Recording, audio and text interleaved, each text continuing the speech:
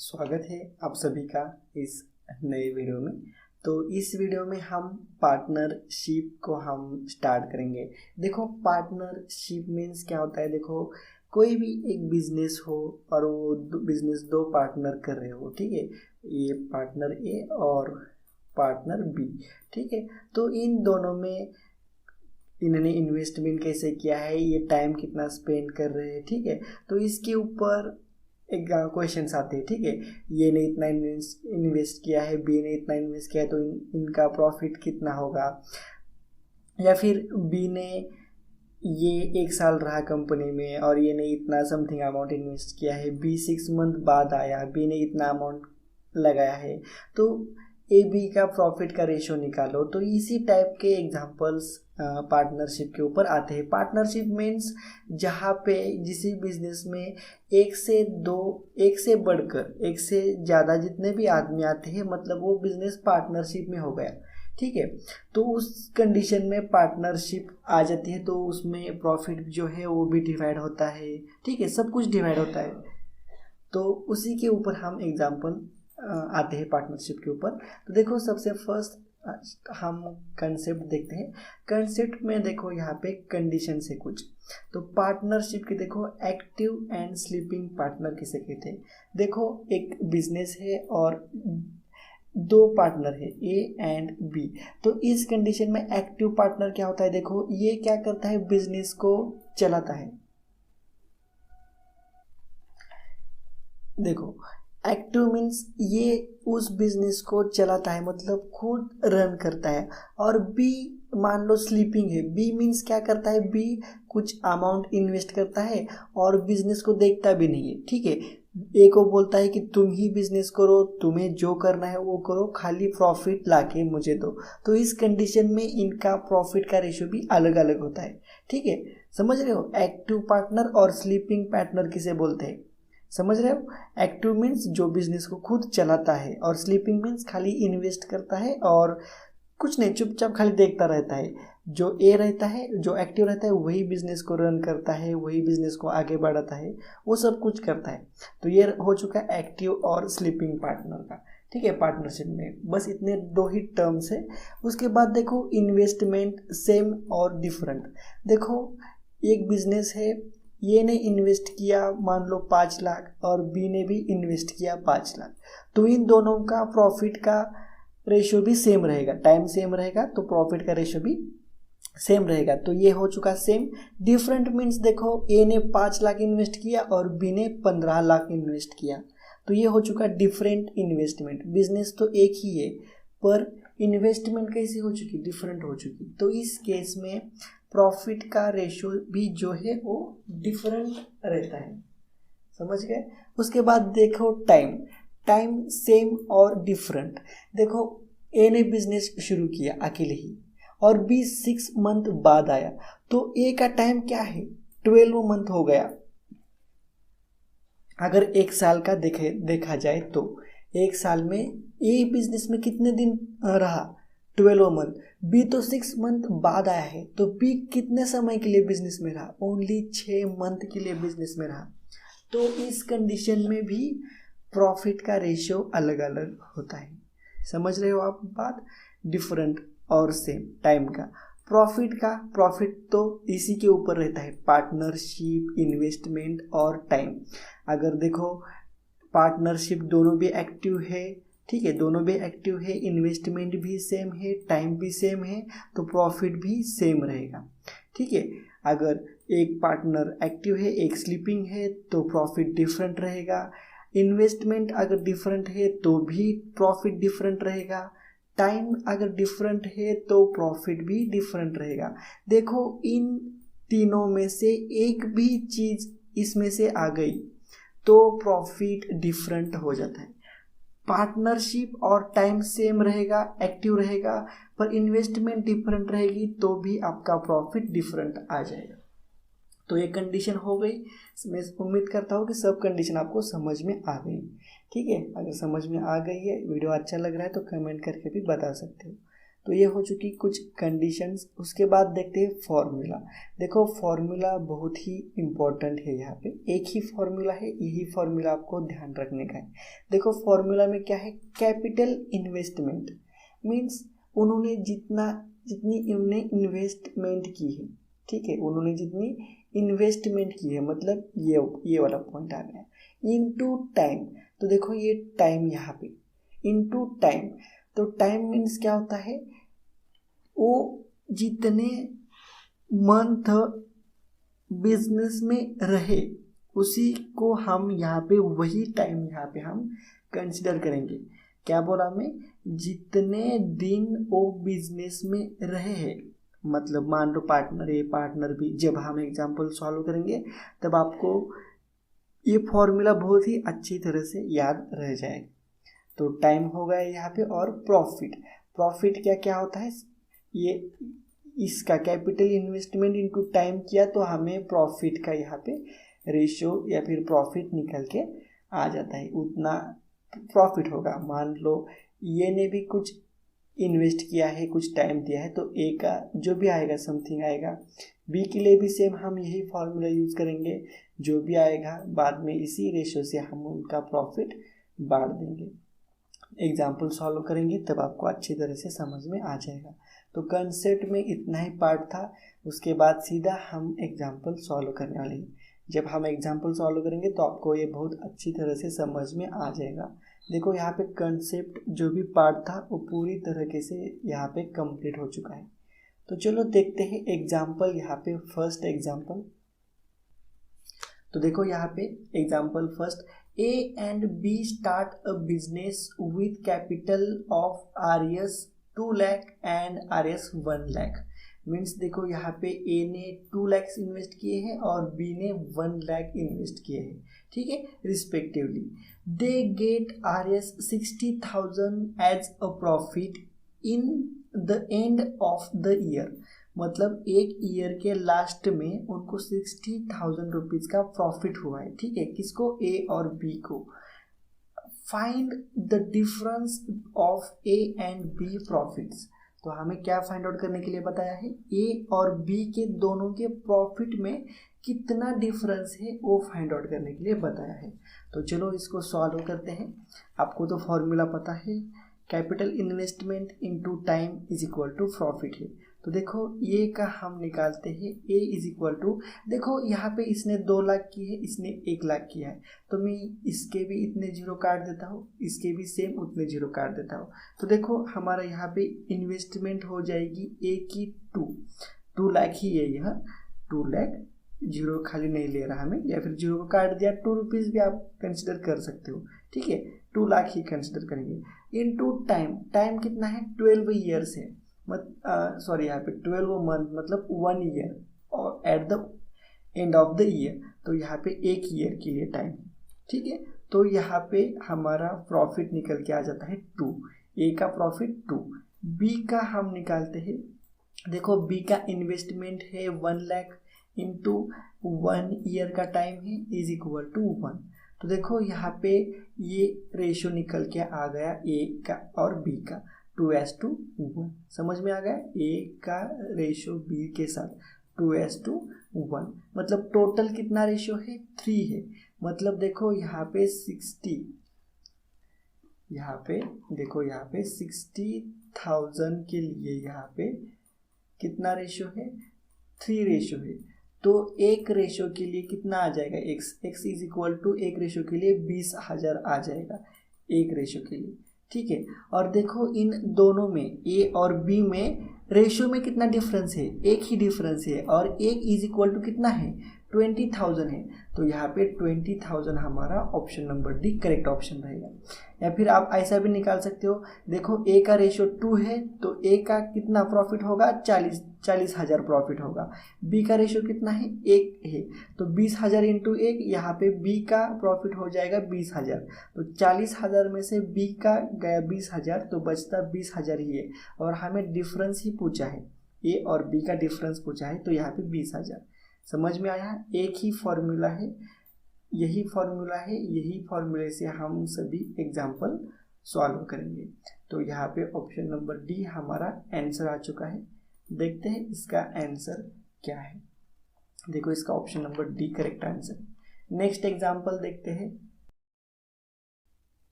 तो देखो यहाँ पे next example, A started business with RS 1 lakh. ये ने स्टार्ट किया है बिजनेस को 1 लाख से, ठीक है। After 8 months be invested RS 2, मतलब देखो 2 lakhs after 8 months and after 6 month. देखो यहाँ पे ये ने शुरू किया, उसके 8 मंथ बाद आया है बी, ठीक है, बी आया है बी।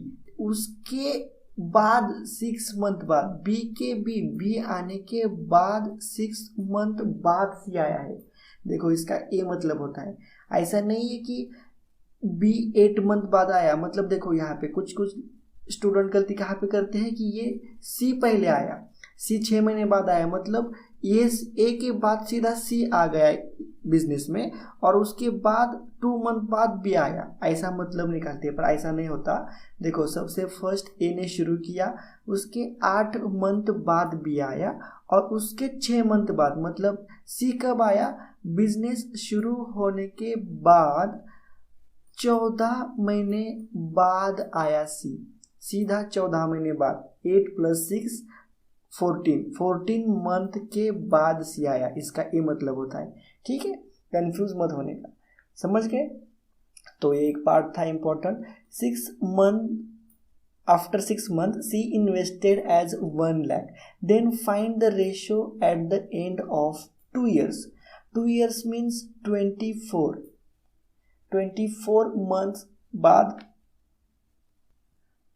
बाद हमें इनका रेशियो निकालने का है, ठीक है।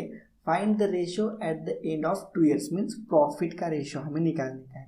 देखो ये का हम देखो फॉर्मूला तो हम यही यूज करेंगे, capital investment into time is equal to profit, ठीक है। इसी फॉर्मूला का यूज करके हम सभी एग्जाम्पल का आंसर निकालेंगे।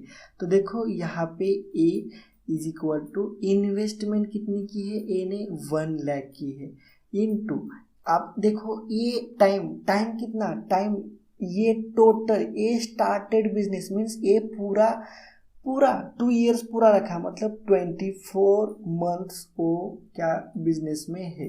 ये कितना टाइम के लिए है बिजनेस में, 24 मंथ्स के लिए। तो इसका प्रॉफिट का रेशियो आ गया 24। बी का निकालते हैं अब हम। बी का देखो, बी ने कितना इन्वेस्टमेंट किया है, RS 2 लाख रुपीज बी ने इन्वेस्टमेंट किया है, तो यहाँ पे 2 आ जाएगा। इनटू बी कब आया है, 8 मंथ बाद, आफ्टर 8 मंथ मीन्स 24 - 8 यहाँ पे, तो यहाँ पे कितना हो जाएगा, 16 हो जाएगा, ठीक है।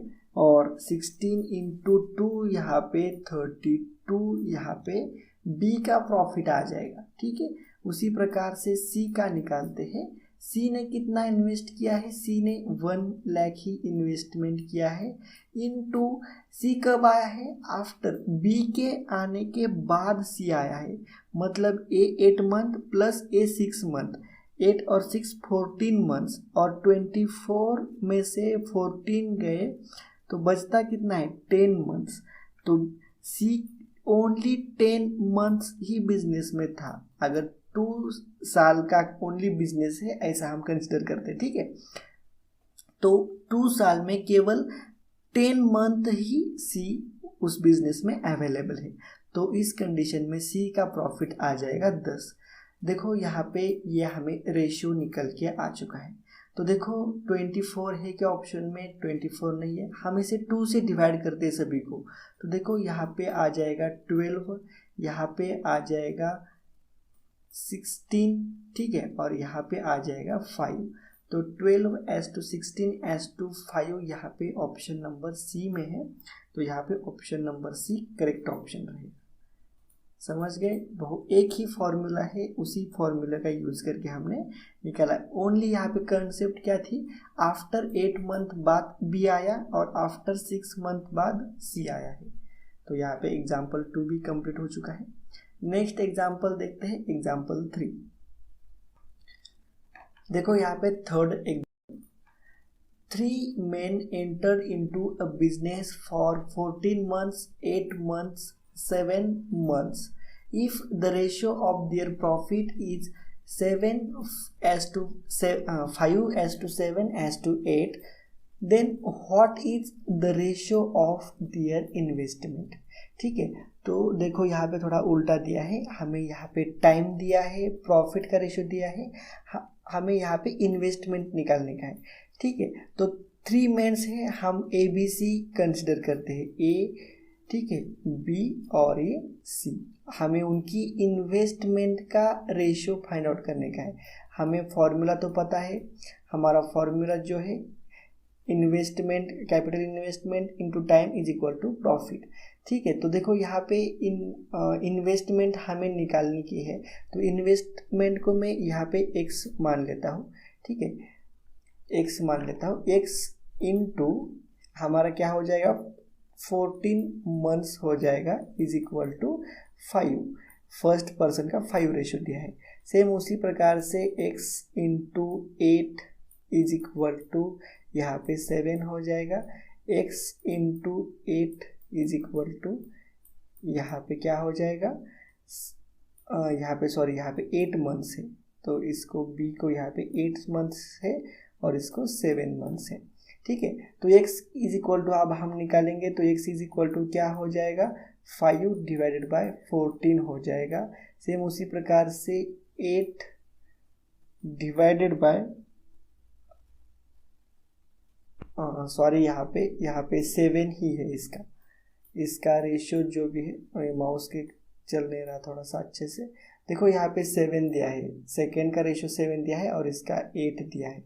ठीक है, तो यहाँ पे 7 आ जाएगा, 7 डिवाइडेड बाय, ठीक है, 7 डिवाइडेड बाय यहाँ पे 8 हो जाएगा, 8 मंथ, 7 डिवाइडेड बाय 8, और यहाँ पे क्या हो जाएगा नीचे 8 डिवाइडेड बाय यहाँ पे 7 मंथ्स है, थोड़ा उल्टा किया मैंने, 8 डिवाइडेड बाय 7, तो यहाँ पे 8 डिवाइडेड बाय 7 हो जाएगा।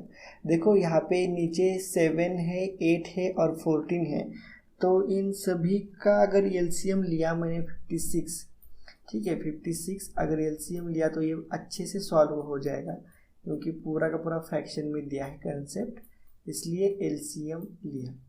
ठीक है, एचसीएफ एलसीएम के ऊपर भी हमने वीडियो बनाया है, वो अगर आप देखोगे तो आप इसी तरह से फटाक से एचसीएफ एलसीएम निकालने को आ जाएगा आपको। देखो 14 यहाँ पे 4 का जाता है, ठीक है, और यहाँ पे 7 का जाएगा और यहाँ पे 8 का जाएगा। ठीक है, तो देखो यहाँ पे 5 इंटू 4 किया तो यहाँ पे 20 आ जाता है, 7 इंटू 7 यहाँ पे 49 आ जाता है, और 8 का स्क्वायर यहाँ पे 64, तो 20:49:64 यहाँ पे ऑप्शन नंबर बी में है, तो यहाँ पे ऑप्शन नंबर बी हमारा करेक्ट ऑप्शन रहेगा। सिंपल एक ही फॉर्मूला यूज करके आंसर निकाला है, ज़्यादा कुछ नहीं किया इसमें। तो एग्जाम्पल 3 भी हो चुका है। एग्जाम्पल 4 देखो यहाँ पे 4th क्वेश्चन, तो देखो यहाँ पे 4th एग्जाम्पल देखो, A and B start a business with 30,000 and 20,000 respectively. देखो A and B ने बिजनेस स्टार्ट किया है 30,000 और 20,000 इन्वेस्ट करके। After 4 month C join them with the capital of 10,000 and after 4 months A takes away half of his capital. Find their profit sharing ratio at the end of the year. देखो एक question को थोड़ा ध्यान से पढ़ो। A and B ने business start किया है 30,000 और 20,000 रुपये लगा के, ठीक है। उसके बाद बिजनेस शुरू तो हो गया, 4 मंथ बाद C आया, कितना पैसा लेके आया 10,000, उसमें उसने इन्वेस्टमेंट किया 4 मंथ्स बाद, ठीक है। पहले A और B ने बिजनेस स्टार्ट किया, उसके 4 मंथ बाद C आया, ठीक है, और उसके देखो 4 मंथ बाद C आया, आफ्टर 4 मंथ मतलब C आया, C आने के बाद भी 4 मंथ बाद A ने क्या किया, A ने अपना जो इन्वेस्टमेंट था, जो कैपिटल था, उसका आधा कर दिया, his capital, half of his capital. मतलब ए ने उसका कैपिटल क्या किया, आधा किया। कब, बिजनेस शुरू होने के बाद, कितने महीने बाद, 8 महीने बाद। देखो पहले 4 महीने बाद सी आया, सी आने के बाद 4 महीने बाद उसने अपना कैपिटल आधा किया। ये समझ में आया? ठीक है, यहाँ तक तो समझ में आया। अब इसके आगे हम नेक्स्ट प्रॉब्लम सॉल्व करेंगे।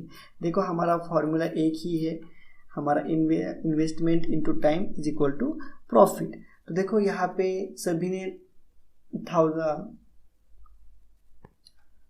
10,000 में ही इन्वेस्टमेंट किया, तो मैं सभी के 0 यहाँ पे काट देता हूँ। ठीक है, उतना ही हमारे लिए कैलकुलेशन आसान हो जाएगा। तो देखो ए ने कितना इन्वेस्टमेंट किया, 3 इन्वेस्टमेंट किया, 3। ठीक है, 3 रुपीज़ मान लेते हैं हम फॉर एग्जाम्पल, शॉर्टकट में जाने का, कभी भी आंसर निकालने का है। देखो 3 इंटू टाइम, अब 3 का टाइम कितना रहेगा इसमें, देखो 4 मंथ के लिए एक बाद सी आया और उसके 4 मंथ बाद ए ने अपना पैसा हाफ किया, मतलब ए का 8 महीने के लिए, 8 मंथ के लिए ए का पूरा कैपिटल था, प्लस हम उसी फॉर्मूले में अब हम एडिशन कर रहे हैं। ठीक है, उसका कैपिटल क्या हो गया, आधा हो गया, मतलब ये 3 रुपीज़ जो लगा था उसका आधा, मतलब 1.5 रुपया। ठीक है, इंटू ये 1.5 रुपया, या फिर यहाँ पे 15,000 आप इसे मान सकते हो। 15,000 कितने समय के लिए था, तो ये बचा हुआ 4 मंथ के लिए इतना पैसा था। पहले 8 मंथ के लिए 30,000 रुपीज़ था, 4 मंथ के लिए 15,000 रुपीज़ इज इक्वल टू, ये इसके प्रॉफिट का रेशो आ जाएगा। उसी प्रकार से हम बी के लिए निकालते हैं। देखो बी ने कितना इन्वेस्टमेंट किया, 2 रुपीज़ या फिर 20,000 इंटू बी कितना समय के लिए कंपनी में था, 12 मंथ के लिए, पूरा समय के लिए बी ने शुरू किया, एंड तक वही था। तो देखो इसका जो भी आएगा 12 इंटू 2 यहाँ पे 24 आ जाता है। सी का निकालते हैं उसी प्रकार से। देखो सी कब आया, इस सी ने कितना इन्वेस्टमेंट किया है, 10,000। ठीक है, इनटू कब आया, वो 4 मंथ बाद आया है, मतलब वो कितने मंथ के लिए बिजनेस में रहा, 8 मंथ के लिए बिजनेस में रहा, तो इसका रेशियो आ गया 8। तो देखो यहाँ पे ऑप्शन में 8 किसी का रेशियो है क्या, नहीं है। हम इसको 2 से डिवाइड कर सकते हैं, तो इसको 4 आएगा, इसका आएगा यहाँ पे 12। तो देखो 4 12 पीछे से किधर है क्या, 4 12 यहाँ पे है, तो इसका क्या आ जाएगा आंसर, इसका आ जाएगा 30 और यहाँ पे रहेगा 15। ठीक है, ऑप्शन नंबर डी में 4 12 किसी भी ऑप्शन में नहीं है, तो देखो यहाँ पे ऑप्शन नंबर डी ही हमारा आंसर रहेगा। समझ में आया? 4th एग्जाम्पल भी बहुत ही आसान था, यहाँ पे option number D correct option है। देखो यहाँ पे इन्वेस्टमेंट, डिफरेंट इन्वेस्टमेंट दी थी, तो डिफरेंट इन्वेस्टमेंट में वो फॉर्मूला किस प्रकार से यूज़ करने का वो भी मैंने बता दिया। एक ही फॉर्मूला है, उसी से पार्टनरशिप के पूरे क्वेश्चंस सॉल्व। तो चलो नेक्स्ट एग्जाम्पल देखते हैं, 5th एग्जाम्पल। तो देखो यहाँ पे 5th एग्जाम्पल, यहाँ पे P and Q makes an investment in the ratio of 5:9। P and Q 5:9 में इन्वेस्टमेंट तो करते हैं, ठीक है, इन्वेस्टमेंट करते हैं। Eight the end of 7 months, eight the end of 7 months P withdraw the whole amount. If they receive profit in the ratio of 7:9, then find for how many months Q's investment was used। तो देखो यहाँ पे P and Q ने investment का ratio दिया है यहाँ पे, और 7th मंथ बाद, जब 7 मंथ एंड होंगे तब P ने विड्रॉ किया अपनी होल अमाउंट। P ने क्या की, अपने पूरी अमाउंट निकाल दी, मतलब उसने जितना भी इन्वेस्टमेंट किया था 7 मंथ बाद उसने पूरा निकाल दिया। If they receive profit in the ratio, और उसने प्रॉफिट का ratio, O P and Q का प्रॉफिट का रेशो दिया है यहाँ पे 7:9, then find for how many months P investment was used. तो क्यू की इन्वेस्टमेंट कितने मंथ के लिए यहाँ पे यूज की गई है वो हमें यहाँ पे निकालने का है। तो देखो P और Q का हमें यहाँ पे रेशियो दिया है, तो हम रेशियो में ही फॉर्मूला अप्लाई करेंगे। यहाँ पे देखो इन्वेस्टमेंट का दिया है 5:9, ठीक है, इनटू टाइम रहता है, टाइम पी का टाइम कितना रहेगा, देखो 7 मंथ बाद, मतलब यहाँ पे 7 मंथ एंड होने तक ही उसने पैसा रखा, इतना इन्वेस्टमेंट, 5:9 जो इन्वेस्टमेंट है, 5:9 में से 5 उसने 7 मंथ के लिए ही रखा। और यहाँ पे क्यू का इन्वेस्टमेंट कितने महीने के लिए यूज किया वो निकालने का है, मतलब हमें एक्स की वैल्यू निकालनी चाहिए। और इनका प्रॉफिट का रेशियो दिया है 7:9। बस इन्हों सभी का क्रॉस मल्टीप्लिकेशन करते हैं और हम इसकी वैल्यू फाइंड आउट करते हैं। देखो कुछ कैंसिलेशन होता है क्या, सबसे फर्स्ट देखेंगे। देखो ये 9 जो है ये यहाँ पे जाएगा 9, ठीक है, यहाँ पे ऊपर जाएगा, इधर गया तो ये 9 कैंसिल हो जाएगा।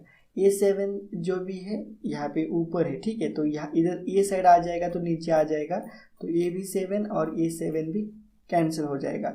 तो 5 डिवाइडेड बाई एक्स हो जाएगा और यहाँ पे 1, तो ये एक्स इधर गया तो एक्स इज इक्वल टू यहाँ पे 5 मंथ्स आ रहा है। तो एक्स की जो क्यू की जो इन्वेस्टमेंट है ये क्या आया, क्यू की इन्वेस्टमेंट का टाइम आया है। तो क्यू की इन्वेस्टमेंट हम कितने मंथ्स के लिए, how many months Q investment was used, तो क्यू की इन्वेस्टमेंट ओनली 5 मंथ्स के लिए ही यूज की है। यहाँ पे देखो वही फॉर्मूला है, वही फॉर्मूले से आंसर निकाला है। तो क्यू की इन्वेस्टमेंट 5 मंथ्स के लिए, तो यहाँ पे ऑप्शन नंबर ये हमारा करेक्ट ऑप्शन रहेगा, ठीक है। देखो सभी क्वेश्चन इसी टाइप में आते हैं एग्जाम में। तो यहाँ पे 5th क्वेश्चन भी सॉल्व हो चुका है, नेक्स्ट एग्जाम्पल नहीं है यहाँ पे, तो सभी टाइप के एग्जाम्पल यहाँ पे कवर हो चुके हैं। और उसके बाद प्रैक्टिस सेट, मैं आपको प्रैक्टिस सेट दिखाता हूँ यहाँ पे। तो देखो यहाँ पे प्रैक्टिस सेट में पार्टनरशिप के ऊपर यहाँ पे एग्जाम्पल दिए हैं और उसका सॉल्यूशन भी दिया है। तो ये प्रैक्टिस सेट में आपको PDF ये अवेलेबल मिल जाएंगी, आप डाउनलोड करके उसका स्टडी आप कर सकते हैं। बस ध्यान रखने का, बस यही एक ही फॉर्मूला यूज़ करके आप प्रैक्टिस करोगे, ठीक है। तो उम्मीद करता हूँ कि आपको ये चैप्टर सब समझ में आ गया होगा। अगर अच्छा लगा है तो आप मुझे कमेंट करके भी बता सकते हो। वीडियो अच्छा लगा है तो लाइक करो, शेयर करो चैनल को, और उसी के साथ साथ सब्सक्राइब भी कर लेना। तो चलो मिलते हैं नेक्स्ट वीडियो में नेक्स्ट पॉइंट के साथ।